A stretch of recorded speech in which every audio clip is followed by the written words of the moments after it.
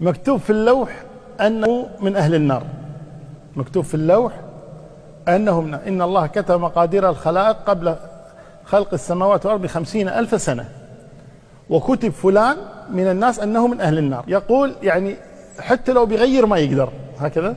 أي نعم، لو يبي يؤمن ما يقدر. لا، مو صحيح هذا الكلام أبدا، ليست هكذا تؤخذ الأمور. الأمر وما فيه أن الله تبارك وتعالى لكمال علمه جل وعلا، لكمال علمه. نحن الآن نعلم أشياء، لكن هل نعلم المستقبل؟ هل تعلم ماذا سيحدث غدا؟ طيب الله هل يعلم ما سيحدث غدا؟ ممتاز.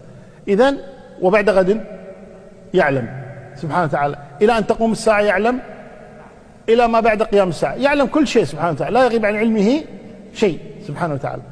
فالله جل وعلا لما كتب فلان، خلنا نضرب مثالا، أبو جهل، لما كتب الله تبارك وتعالى في اللوح المحفوظ أن أبا جهل من أهل النار، هل الله تبارك ظلم أبا جهل بحيث أنه لو أراد أن يسلم ما في فايدة، لأنه ما راح يسلم، لأنك مكتوب أنه من أهل النار، حتى لو يسلم ما يقبل إسلامه، هكذا تظن؟ نعم، هذا غير صحيح أبدا. لأن الله تبارك وتعالى لما كتب أن أبا جهل في النار، لأن الله يعلم ماذا سيفعل أبو جهل. الله يعلم أن أبا جهل لن يسلم، ولذلك نحن لم نطلع على هذا المكتوب. نقول لو كان أبو جهل اطلع على هذا ومنع من الإسلام، نعم كلامك صحيح، لكن هل اطلع أحد على ما في اللوح؟ هل اطلعت أنت على هذا الذي تكلمت عنه أنه لن يسلم ولن يقبل منه، أو أنه إذا أسلم لن يقبل منه؟ أبدا. المطلع من؟ الله جل وعلا.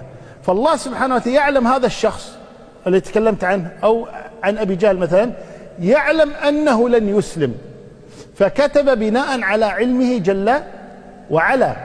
لكن لو هذا الشخص فعلا أراد أن يسلم، تجد ما هو مكتوب أنه من أهل النار، تجد مكتوب أنه من أهل الجنة لأنه سيسلم. أعطيك مثالا. الله سبحانه وتعالى قال إن الذين كفروا سواء عليهم أأنذرتهم أم لم تنذرهم لا يؤمنون. يقول أهل العلم أن هذه الآية نزلت في كفار قريش في ذلك الوقت، والمقصود بالآية إن الذين سبق في علم الله أنهم يموتون كفار سواء عليهم أنذرتهم أم لم تنذرهم لا يؤمنون. ولذلك أسلم بعضهم. يعني أبو سفيان ليس أقل كفرا من أبي جهل، أبو سفيان ليس بأقل كفرا من أبي جهل.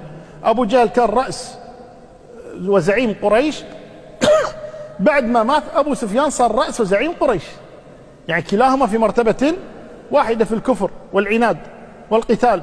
أبو جهل كان قائد المشركين في بدر، أبو سفيان قائد المشركين في أحد. أسلم أبو سفيان وقبل منه، ولم يسلم أبو جهل. لماذا؟ لأنه كتب في اللوح المحفوظ أن أبا سفيان سيسلم، وكتب في اللوح المحفوظ أن أبا جهل سيكفر. لكن لا أبو جهل يدري شو اللي مكتوب، ولا أبو سفيان يدري في اللي مكتوب. لكن إذا أسلم الإنسان يقبل الله منه قطعا يقينا.